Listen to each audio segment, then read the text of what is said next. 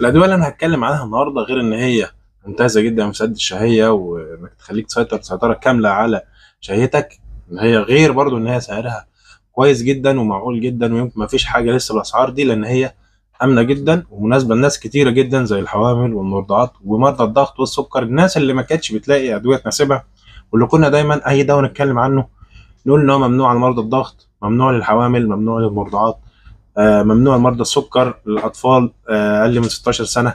فالنهارده ان شاء الله الادويه اللي انا هتكلم عنها هتكون مناسبه بشكل كبير جدا للناس دول. طب خلينا نبدا نتكلم عن الادويه دي، نعرف اساميها ونعرف طريقه استخدامها، وهي موجوده في الصيدليه اسمها ايه. اول حاجه هنتكلم عنها طبعا بران او بودره الرده، ودي من اشهر ادويه التخسيس الموجوده ومن اكثرها فعاليه في سد الشهيه.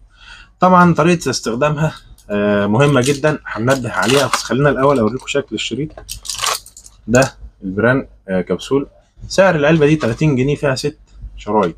6 شرايط يعني الشريط ده ب5 جنيه، مفيش حاجه دلوقتي طبعا ب5 جنيه، فدي ميزه كبيره تخليك تستمر عليه وتستخدمه على طول. طيب طريقه الاستخدام ازاي الفعاله اللي تجيب نتيجه؟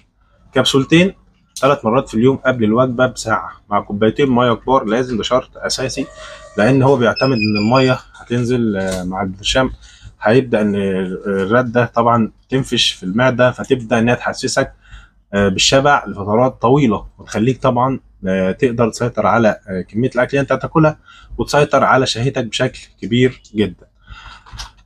زي ما قلنا سعره 30 جنيه، والشريط ب5 جنيه، مفيش حاجه بالسعر ده دلوقتي. بران كبسول ده شكله، ده البران كبسول مره تانية.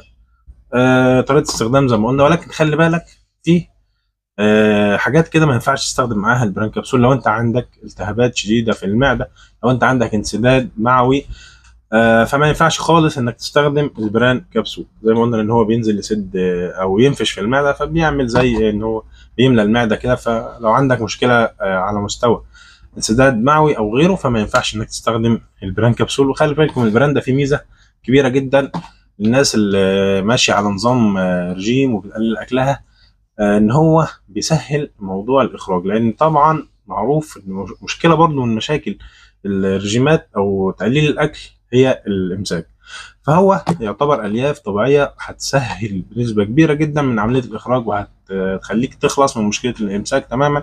فده هيكون حاجه كويسه جدا. البران كبسول زي ما قلنا هيناسب مرضى الضغط، مرضى السكر، الحوامل، المرضعات بدون اي مشكله. كبسولتين قبل الوجبات بنص ساعه او ساعه يا ريت، عشان يجيب نتيجه كويسه. طبعا انت ممكن لو حسيت بجوع بالليل تاخد لك كبسولتين بكوبايتين ميه، مفيش اي مشكله.